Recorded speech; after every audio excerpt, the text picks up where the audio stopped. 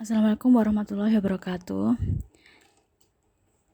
This video is about discussion activities in verbal communication and non-verbal communication. So, before we have discussion, I would like you to know what we are going to discuss. It starts from proverb. To know another's language and not his culture is very good way to make a fluent fool of oneself. From these words, how do you catch the meaning of it? So what does the above quote mean? How do you think it is related to verbal communication? And number 2, what, if anything, have you observed about Americans and their way of having conversations? Is it similar to the way people carry on conversations in your language and culture? Please you explain it. It relates to American values. And number 3, in your native language,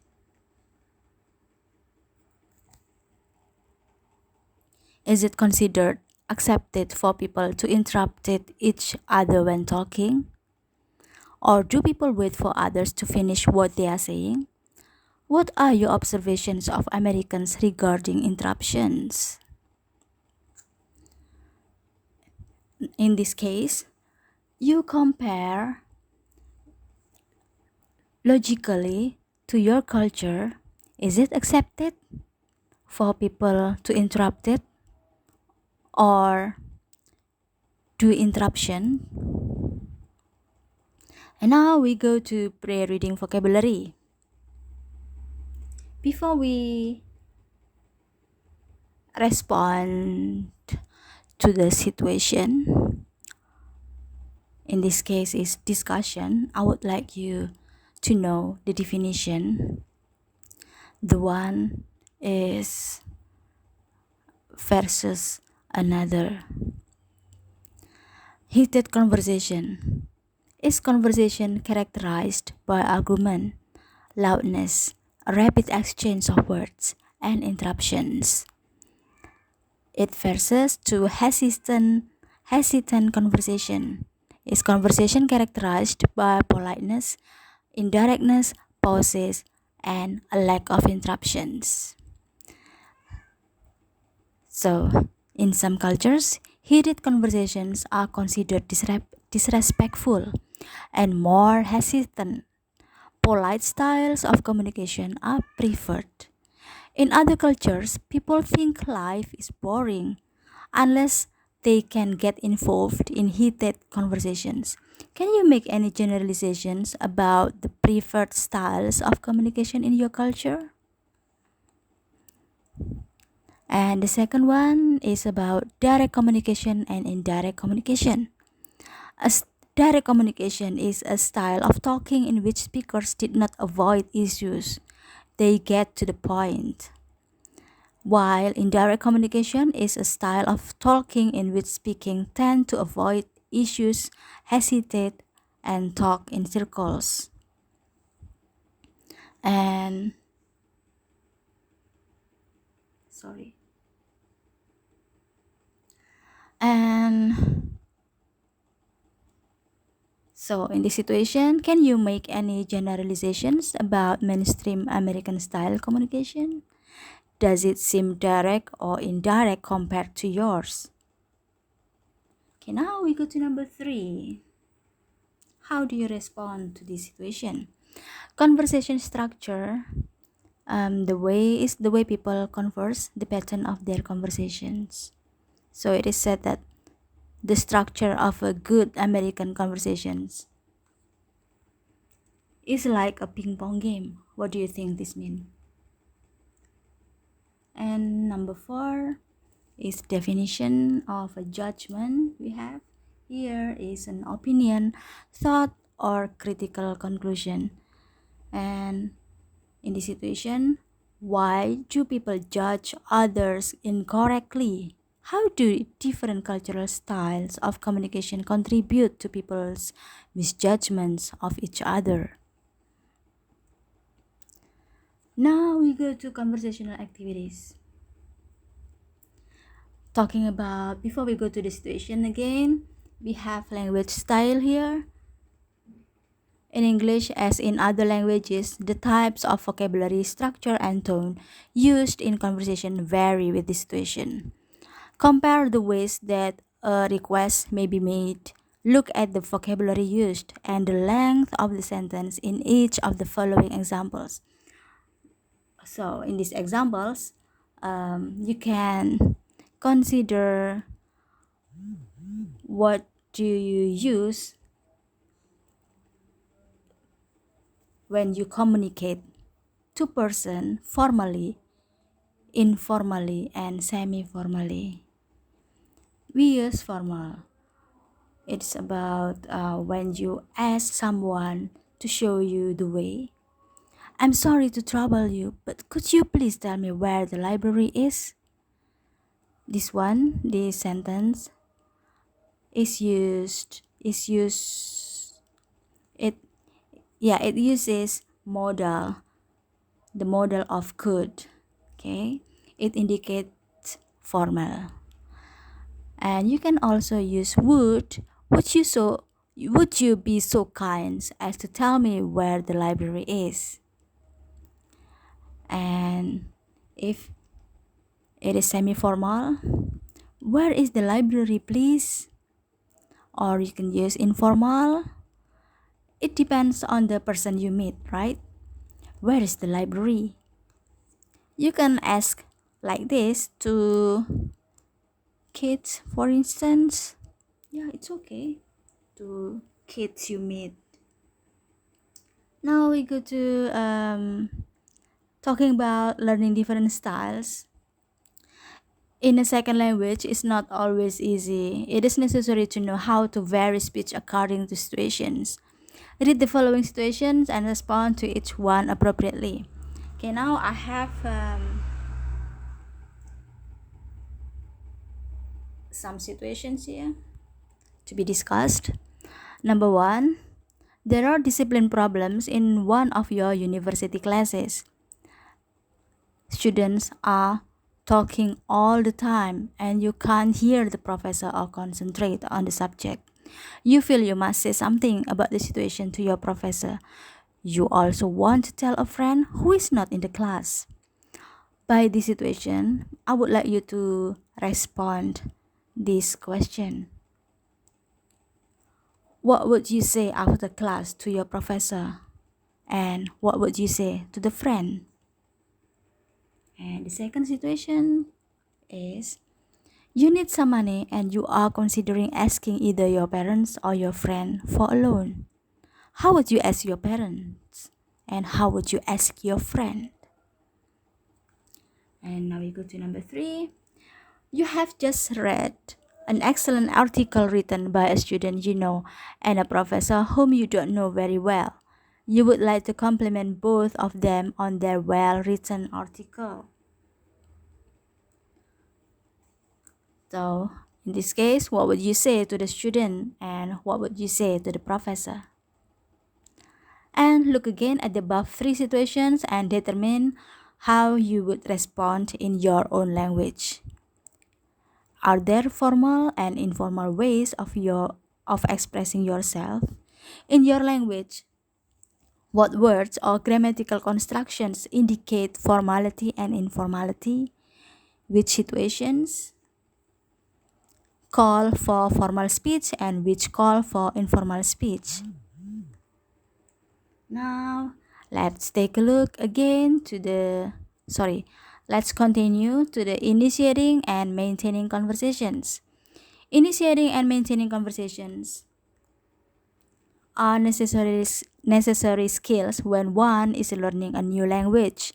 In English, one of the best ways of initiating and maintaining a conversation is for at least one of the speakers to ask the other questions. Read the following conversation and discuss the problem with it. In this case, we have two participants here. The name is Rick, sees Debbie at a party and decides he would like to get to know her. We have two participants, Rick and Debbie, and the situations is in the party, and Rock, Rick decides he would like to get to know Debbie. "Hello, where are you from?" said Rick. "From New York." "Why did you come in California?" "To study." "Oh, what are you studying?" "Architecture." "How long do you plan to stay here?" "2 years." "When did you come?" "3 weeks ago." Here, if you are in this situation and you want to know someone by you asking, you have a question and you ask him or her, for instance. Rick is already feeling frustrated. He decides it is not worth getting to know Debbie. And following is the same dialogue between Debbie and Rick, and change it so that it is not one-sided by adding a question or a comment after Debbie's short answers. Write in Rick's responses to Debbie's question. "Hello, where are you from?" "From New York." You may add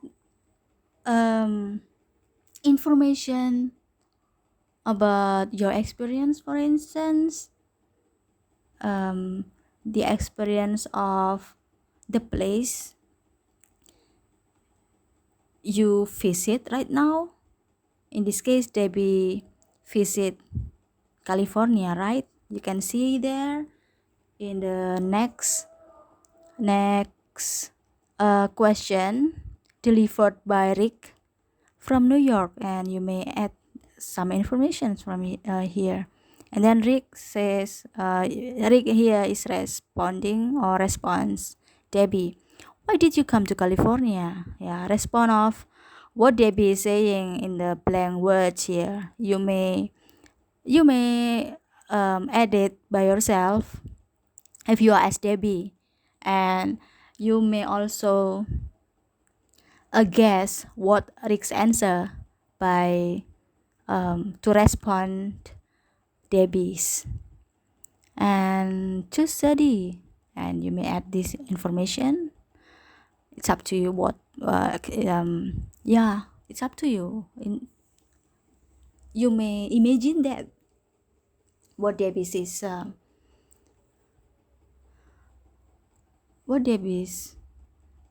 saying here. And Rick, you may add here, and so on to the blank words. Okay. Another way of maintaining a conversation is to add extra information. That's why you need to add extra information so that someone that asks someone invite you to communicate does not frustrated. Okay. So you need to add extra information to one word response. In the following conversation, Judy helps to maintain the conversation by giving more than a one or two word response. You may take a look at this example. Judy and Char have just met and have exchanged names. "Where do you work?" "I work at the university in San Diego." That's to answer the question of Char, right? But here, Judy add extra information by saying, "I'm a computer operator." And then Char responded, "How's the weather in San Diego?" It is not response, It's a question again asked by Char. But by this question, Char give extra information about where Char is from or come from? I'm from San Francisco. Even though in this case, Judy does not ask where Char comes from. And by asking the weather here, and then Judy responds is it's warm most of the time. For the past 2 winters, we've had a lot of rain. And Judy here also add extra information by saying for the past 2 winters, we've had a lot of rain. And next, now it's again how do you add here the extra information to this conversation. In the following dialogue, a student is discussing language learning with her teacher. Please add extra information to the teacher's one-word responses.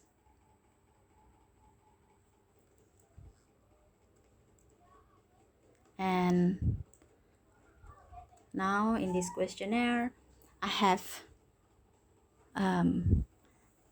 situation again for you to be answered or to be responded. The following questions are intended to stimulate cross-cultural discussion and to help you become familiar with American customs and responses in the area of verbal communication. And please, you first write an answer that describes a likely response in your country. On the multiple choice questions, try to guess what an American would do. You may guess more than one answer that may be correct. Now take a look at number one. When someone compliments to what you are wearing, you would, what do you say in your country? In the United States, we have four options. Say, oh, this cheap thing is not worth much.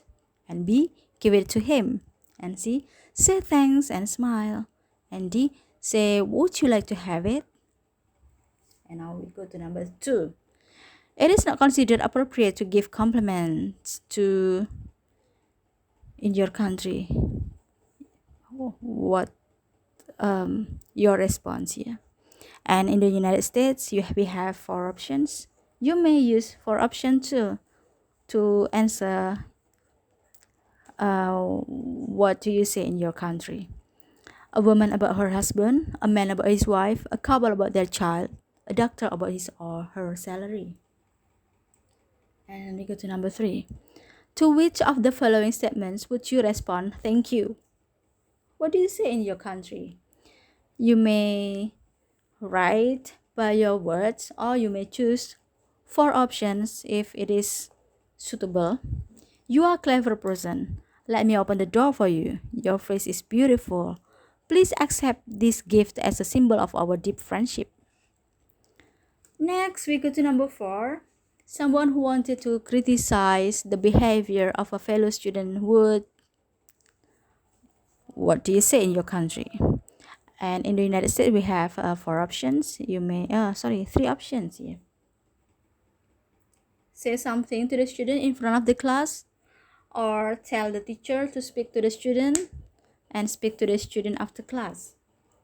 Now we go to number four. Now we have some situations here. If students want to criticize the way a professor teaches, they should, what are they saying in your country?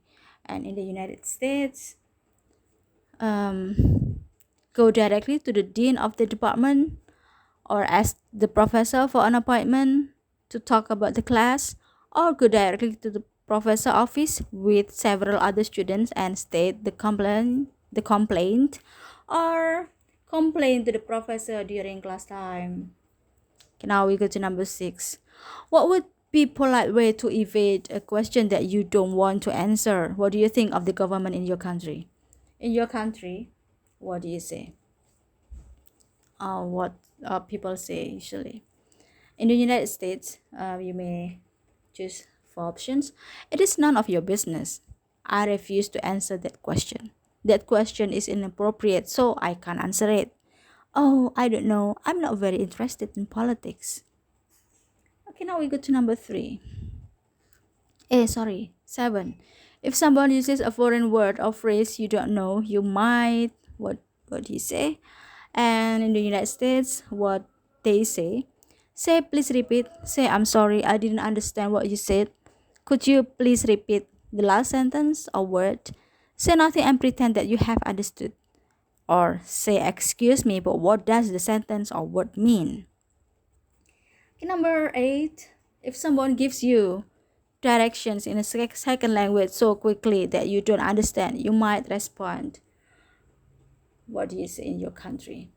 In the United States, could you repeat that? Thank you, I appreciate your help. Excuse me, I'm still learning the language. Could you repeat that a little more slowly? Try to repeat the directions to the person. Number nine, if someone offers you food that you really don't like, you might say, what do you say? And in the United States, I hate it. Sure, I'd love some more. I have just a little bit. Thanks, but I'm really full. And number 10. You have just been out to dinner, but you really don't want to go with the person who invited you. You might say, what do you say? In the United States, what they are saying too. Thanks a lot, but I'm busy tonight. No, I really don't enjoy being with you. I'm dating, so I mustn't go out to eat. I don't think so. I already have plans. Now, number 11. When asking your neighbors to lower the volume of their stereo, you must say, what do you say? In the United States, we have four options. Turn the music down. Would you mind turning the music down? I'm studying. You are very rude. If you don't turn down your record player, I'll turn mine up. Yeah. From these situations, I would like you to choose which appropriate options used by Americans and what is your culture or community says by this situation. Okay, and now we go to nonverbal communication. We have quotation here. Culture hides much more than it reveals, and strangely enough, what it hides most effectively from its own participants. Can you think of what culture hides in the area of nonverbal communication? What does the last part of the above quote mean? What it hides most effectively from its own participants. You know that culture is a tacit language. Yeah, it is kind of hidden language, hidden rule, hidden its custom, and it's unwritten. So that's why we need to observe first. Okay, before do something, we observe it by visually or observe it by asking or making interview. Okay. Number two, what are some of the ways that people communicate without using words? Compare your answers with those of other students. Yeah, if you have discussion, people can answer differently, but it's okay. Okay, now we go to pre-reading vocabulary, talking about the differences between verbal communication and non-verbal communication. Verbal communication is spoken communication, including the use of words and intonation to convey meaning. And while nonverbal communication is silent communication, including the use of gestures, facial expressions, eye contact, and conversational distance. In this situation, by this definition, do you depend very much on nonverbal language to communicate in your culture? Or is most of your meaning conveyed through verbal communication? Can you make any cultural generalization regarding the degree of verbal and nonverbal communication that people use? Talking about the degree, yeah, we have a degree of verbal communication, right? Using Ngoko or Inggil. Okay, now we go to definition of universal is global, worldwide. What types of nonverbal communication do you think are universal? For example, do you think the smile, eye contact, or facial expressions have the same functions across cultures?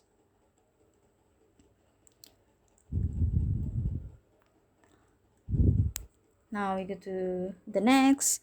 Is gesture is movement of the body or parts of the body, especially their hands. From your observations of Americans, do you think that they talk a lot with their hands? Have you noticed differences among Americans from various ethnic groups?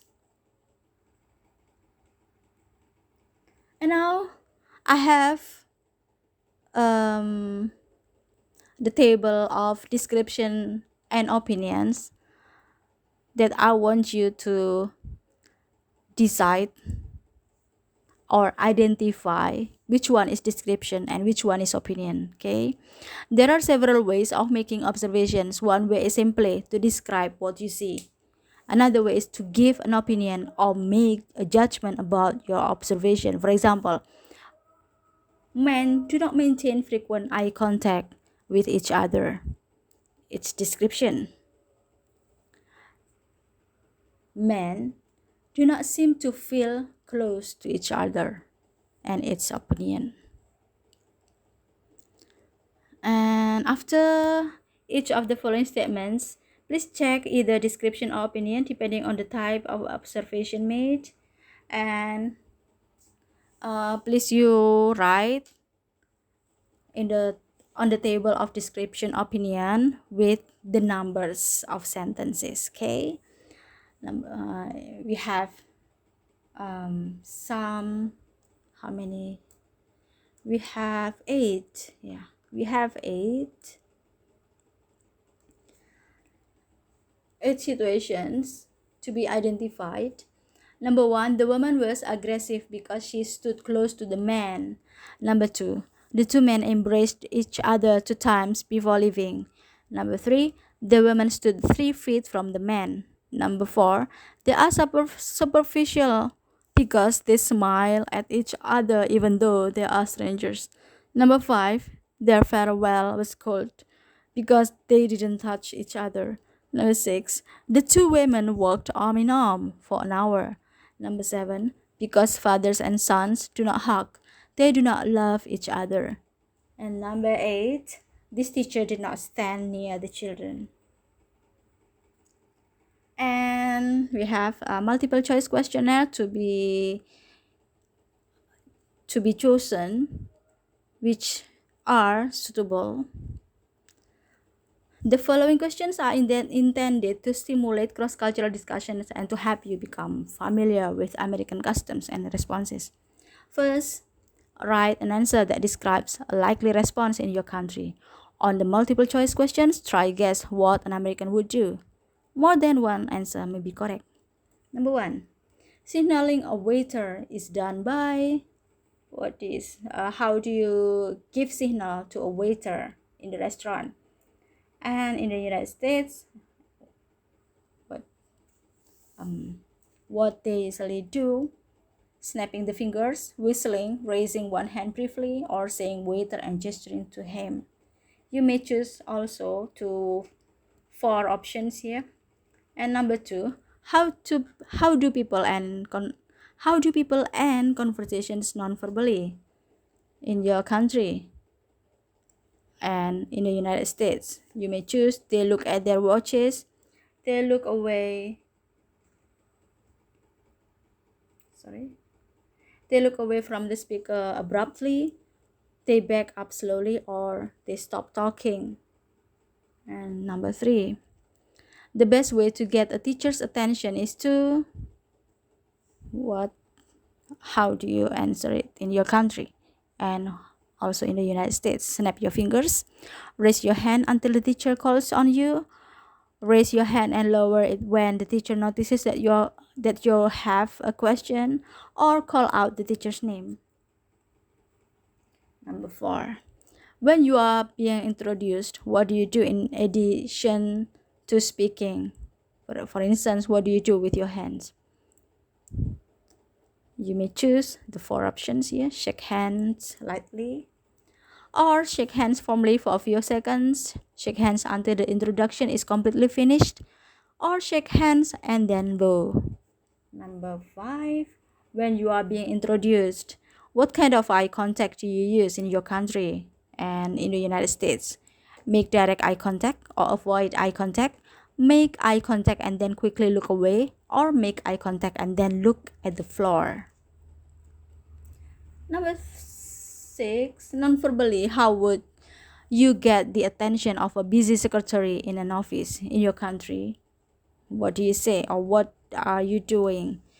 And also in the United States, stand by the door and wait until the secretary looks at you, or stand close to the secretary until you are noticed. Sit down near the secretary and remain silent until you are noticed, or tap the secretary on the shoulder. 7. If a student does not understand a point that a teacher makes in a class, it is best to what in your country and also in the United States? Raise a hand and ask for clarification. Look confused. Remain silent and ask the teacher after class, or leave the class.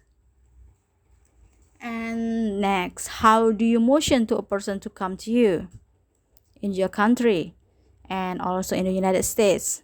Extend both arms in front of you and with your palms up, with the person to come, or roll your eyes in the direction you want the person to come. Extend one arm in front of you and with your palm up, with to the person to come, or extend one arm in front of you and with your palm down, with the person to come. Please you imagine this.